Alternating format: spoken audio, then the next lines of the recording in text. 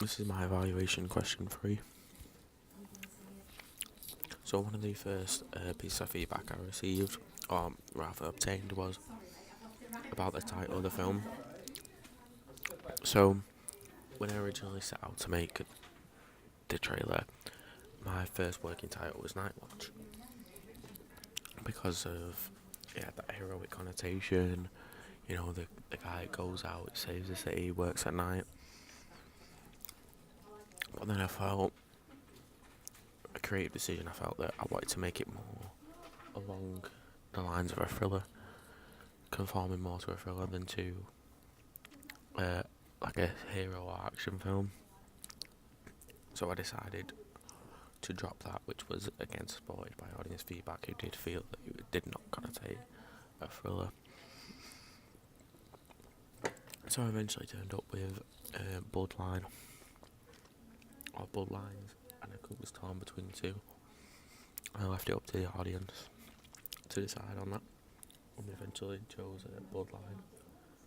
So I also felt that has not only definite connotations of a thriller because of the use of the word blood, but also because of the fact that it obviously is not revealed in the trailer, but in the narrative, the villain was intended to be the father of the hero.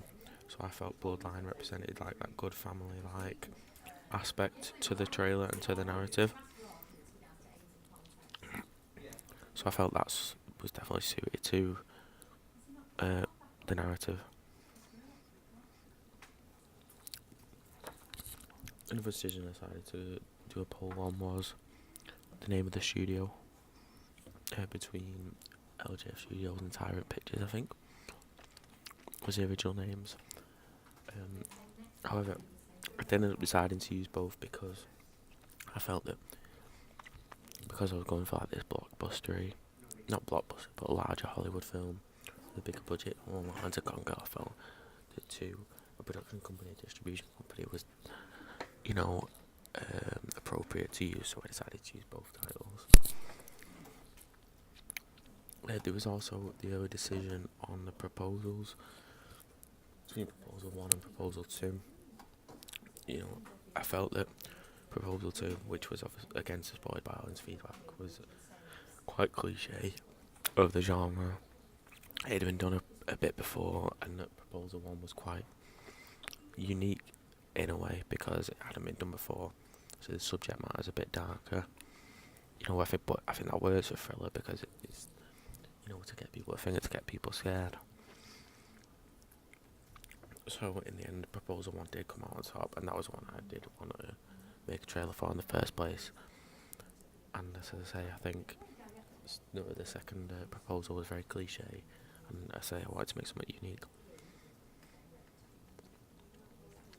Then I moved on to my animatic storyboard, and the feedback I got from that was, one in particular was said that they felt like for a thriller film, and as I stated, I wanted it character director driven. It was too violent, featured too much action in it.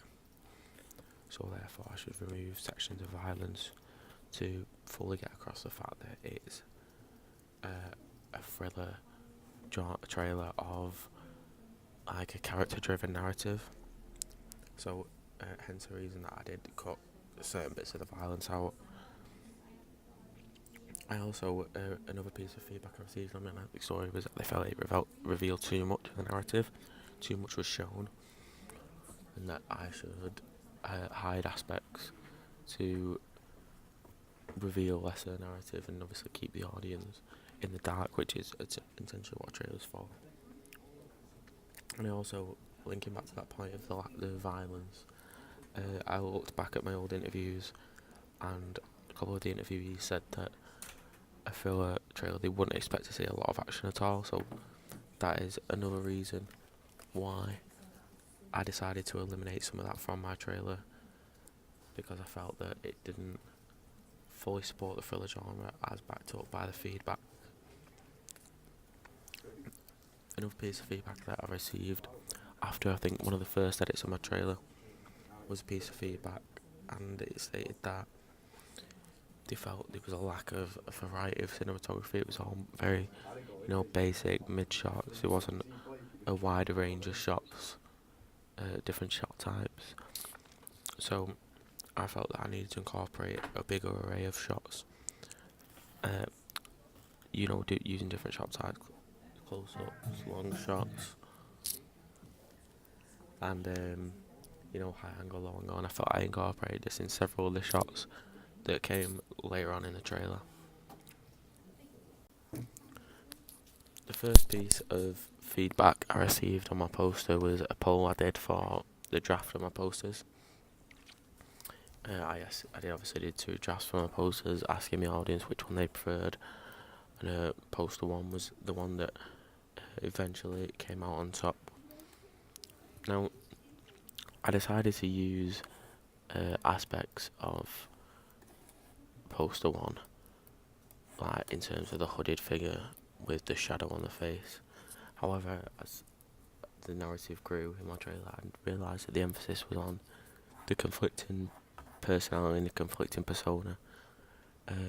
So I wanted to really get across that, and that's why I decided eventually to keep the hooded figure but also include an image of the character without his hood, just on his own, to again emphasise that conflicting personality.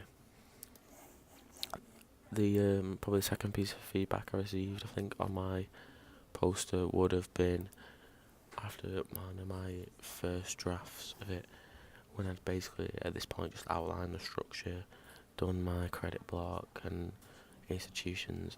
Someone stated to me that they didn't feel like the title, the font used, represented fully what I was trying to get across, and that it didn't really connotate a thriller,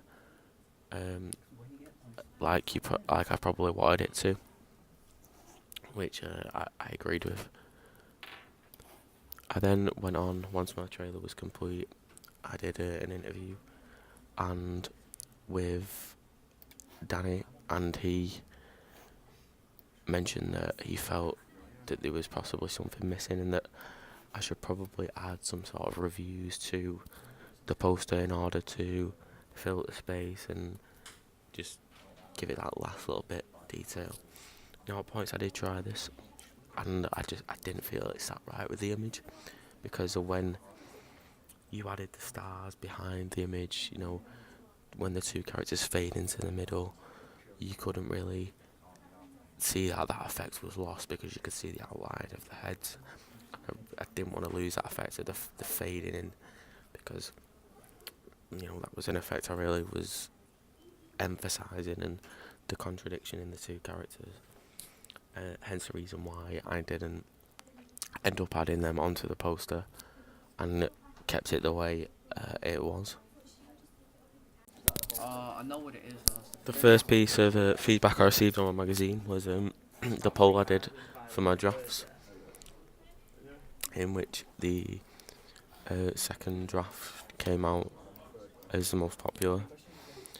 As the reason I decided to go against this was because I employed a similar aspect on my poster in terms of the conflicting personalities, him without the hood, him with the hood. And I didn't just want to replicate that on my magazine, I wanted to add difference in my magazine. And then I felt that also the structure I'd employed originally before adding the key image sort of kind of hindered that as well. Like, I won't be able to fully fit it in without it not really looking the way, not really looking professional. It didn't really come across in that way. Hence the reason I decided to deter from that. So in a way, I suppose, my magazine and poster, the drafts for them really flipped around, because on my magazine I just ended up keeping my main character with the hood on there on his own, and that was a reason I did that was again because the original reasons for our poster, the hood's a massive part of the narrative, and I felt that getting that across is integral, and that is why I decided to do that on my magazine. Another piece of feedback I received was on the structure after I'd mocked up my magazine without key image, I received some feedback on the structure. Said it, the structure looks really well.